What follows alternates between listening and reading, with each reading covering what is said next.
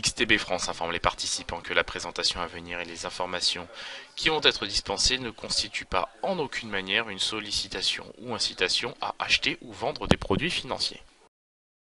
On commence tout de suite avec le calendrier économique de ce vendredi 5 octobre et nous le voyons à l'écran.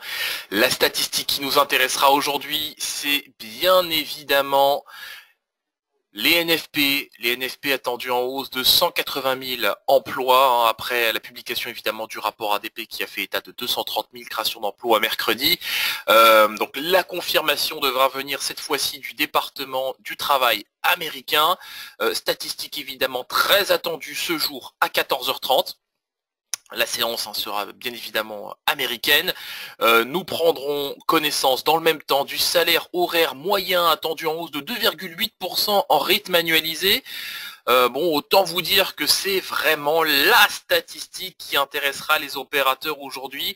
Et pour cause, celle-ci aura un impact tout à fait significatif sur les rendements obligataires qui, je le rappelle, s'envolent depuis hier, notamment aux États-Unis. Alors, ça a un impact, toute proportion gardée, en Europe.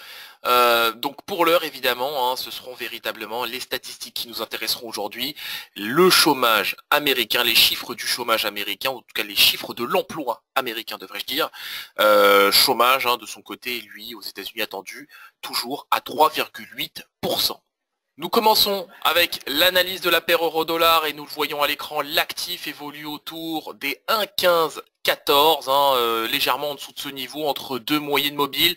Donc nous avons ici la moyenne mobile à 100 périodes, la courbe verte qui capte les cotations. Nous avons en parallèle des prix qui sont soutenus par cette moyenne mobile rouge, la moyenne mobile à 25 périodes. Je m'attends à ce que les prix retrouvent évidemment la moyenne mobile verte, la moyenne mobile à 100 périodes.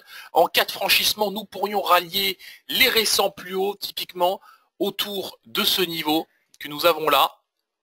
Donc c'est à peu près le niveau des 1,1540, 1,1541.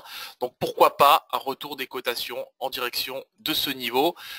Donc ça correspond à peu près au niveau des 1,15 des 1,1540 des 1,1540 dollars pour 1 euro. On continue avec le DAX 30 et le DAX 30 qui, vous le voyez, se stabilise bien au-dessus des 12 200 points. On a une toile de fond qui est bien évidemment baissière dans le sillage des indices américains qui ont perdu beaucoup de terrain hier. Bon, alors évidemment, on est venu tester des seuils tout à fait significatifs du côté des États-Unis. On reviendra dessus dans un instant avec l'indice S&P 500. En tout cas, pour l'heure sur le DAX 30, je trouve que tant qu'on est au-dessus du niveau des 12 200, ça reste encourageant. Maintenant, en cas de cassure, évidemment, il faudra clairement songer à un retour sur le niveau des 12 150 points, voire même le niveau des 12 100 points, pourquoi pas. Évidemment, les NFP seront déterminantes pour aujourd'hui. Il ne faut pas que celles-ci soient trop bonnes. Voilà. On poursuit avec le gold et le gold qui, vous le voyez, toujours très stable, le gold, sous les 1200 dollars l'once. Donc bon, on peine à trouver un sens directionnel sur le gold et c'est bien normal. On est dans un contexte assez compliqué pour cet actif. Maintenant, je trouve que les cotations de l'or sont quand même assez résilientes, assez solides autour des niveaux actuels, puisque malgré la remontée des taux, eh bien on voit que le gold, l'or, ne bouge pas. L'or ne bouge pas, c'est la raison pour laquelle j'ai un biais acheteur à moyen terme sur cet actif.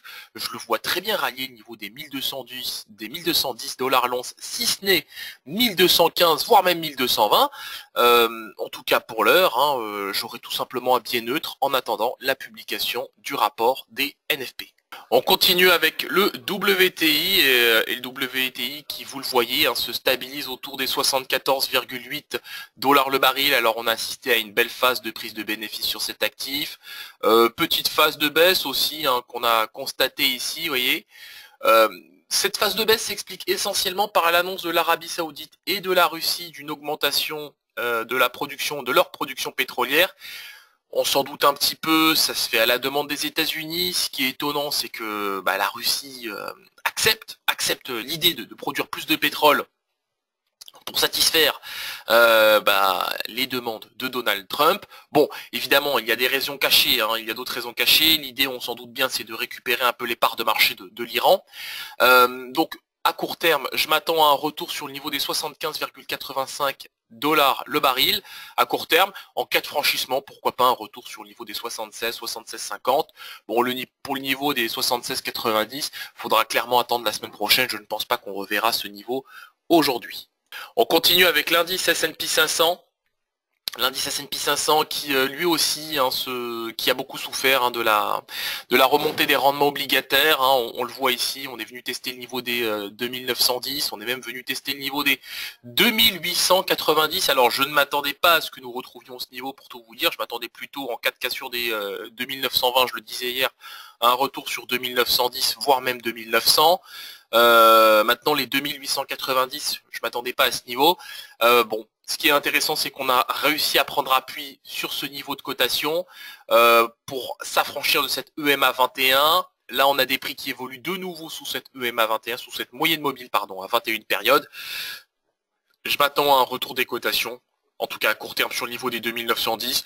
J'aurai pas de biais particulier en tout cas pour aujourd'hui, puisque j'attendrai tout simplement la publication des NFP pour me décider sur cet actif.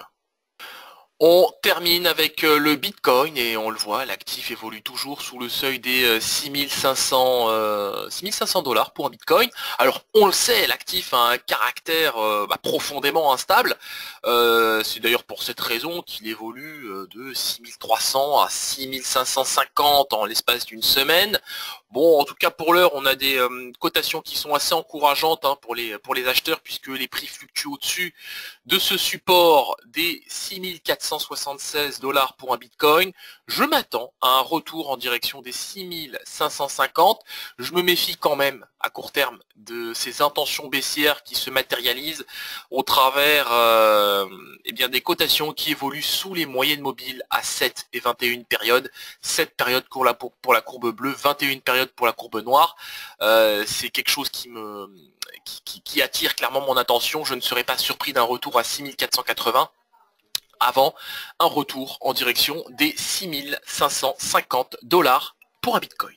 On se quitte sur cette note.